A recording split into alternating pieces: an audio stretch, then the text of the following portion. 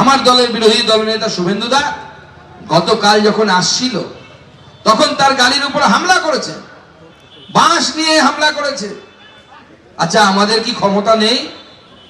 আমি তো অন্ততপক্ষে জানি যে আমার উত্তরবঙ্গের ভারতীয় জনতা পার্টির কর্মীদের নেতৃত্বের এই ক্ষমতা আছে যে ওখানে যতগুলো বাস থাকবে তার ডবল বাস দিয়ে তৃণমূলকে সাইজ করার ক্ষমতা উত্তরবঙ্গের কর্মীদের আছে। কিন্তু আমরা করি না। আমরা গণতন্ত্রে বিশ্বাস করি, গণতন্ত্রে বিশ্বাস করি বলে আমরা করি না, কিন্তু করতে পারি না তা কিন্তু নয়। আপনি যেমন বলছেন লক্ষণ রেখা আছে, লক্ষণ রেখা দিদি শুধু তো আপনার জন্য একা নয়, বা বিজেপির ক্ষেত্রে বিজেপির জন্য একা নয়। আপনিও লক্ষণ রেখার বাইরে গেলে বিজেপি আপনাকে লক্ষণ রেখার বাইরে যাওয়ার ফল কিন্তু আপনাকে দেখিয়ে ছাড়বে, সেই গ্যারান্টি সুকান্ত মজুমদার দিচ্ছে। আমরা ভয় পাই না। আরে ভয় পেলে জয় শ্রীরামের মন্ত্র নিয়ে আসতাম না।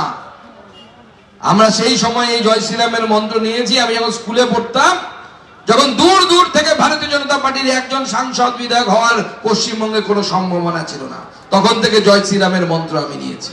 আমাদের বহু এখানে নেতৃত্ব আছে, তারা সেই সময় থেকে জয় শ্রীরামের মন্ত্র নিয়েছে এবং আমরা লড়াই করছি। জানি আমরা লড়াই করবো। লড়াই কিসের জন্য লড়াই? এই পশ্চিমবঙ্গকে বাঁচানোর লড়াই।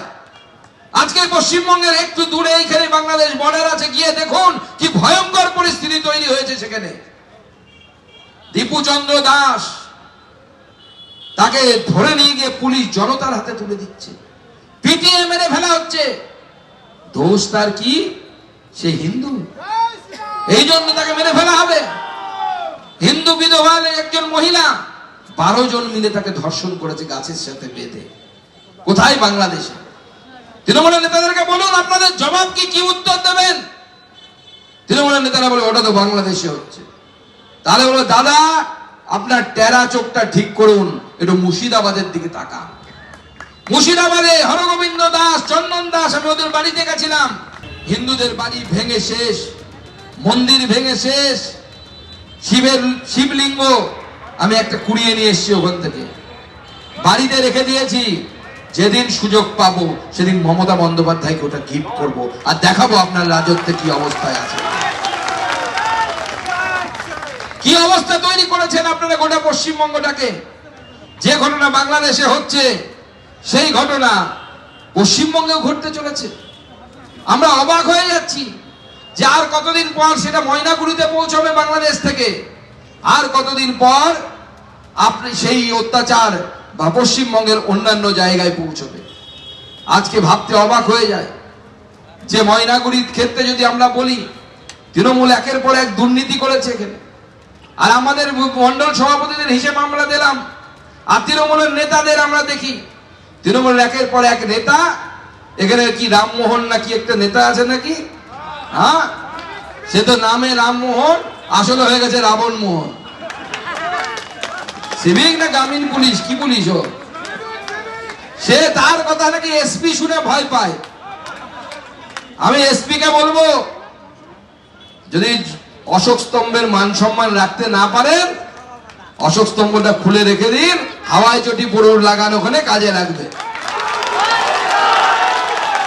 আপনাকে একটা সিভিক না ভিলেজ পুলিশ, ভিলেজ পুলিশ না বেটা, ভিলেজ পুলিশ, সে যুবর সভাপতি হয়েছে বলে সে চালাবে। আমি আমার কর্মীদেরকে বলবো বাটি চোরটাকে যেদিন হাতে নাতে ধরবেন গাছের ডালে বেঁধে রাখবেন, বাকি ব্যবস্থা ভারতীয় জনতা পার্টি করবে। এখানকার বালি কয়লা সমস্ত কিছু পশ্চিমবঙ্গের যেখানে যা আছে, আমাদের মাঝে মাঝে অ্যাডভার্টাইজ দেখায়, টিভিতে দেখেছেন, এই দোকানের বেনারসি ভালো, ওই দোকানের তাঁত, ওই দিন ভুলে যান, একটাই মল, সেখানে সব নাকি পাওয়া যায়। তো তৃণমূল এরকম সেরকম হয়ে গেছে। তৃণমূল কেমন হয়ে গেছে? চুরি কি কি করতে হবে মানুষ যা যা ভাবতেও পারবে না। যেখানে বালি আছে সেখানে বালি চুরি করবে, যেখানে চা বাগানের জমি চুরি করে বিক্রি করে দিতে হবে সেখানে চা বাগানের জমি চুরি করবে, যেখানে কয়লা পাবে সুযোগ সেখানে কয়লা চুরি করবে। আর আমাদের মাননীয় মুখ্যমন্ত্রী তো শেষ পর্যন্ত প্রমাণ করে দিলেন যে চোরেদের রাজত্বে আমরা আছি, এ বিষয়ে কোনো আর সন্দেহ নেই। কারণ যে রাজ্যের মুখ্যমন্ত্রী ফাইল চুরি করতে পারেন, সেই রাজ্যের মুখ্যমন্ত্রীর নেতৃত্বে তার দল আর কি কি করতে পারেন কারো ভাবতে অসুবিধা নেই। এবিপি আনন্দ, এগিয়ে থাকে, এগিয়ে রাখে।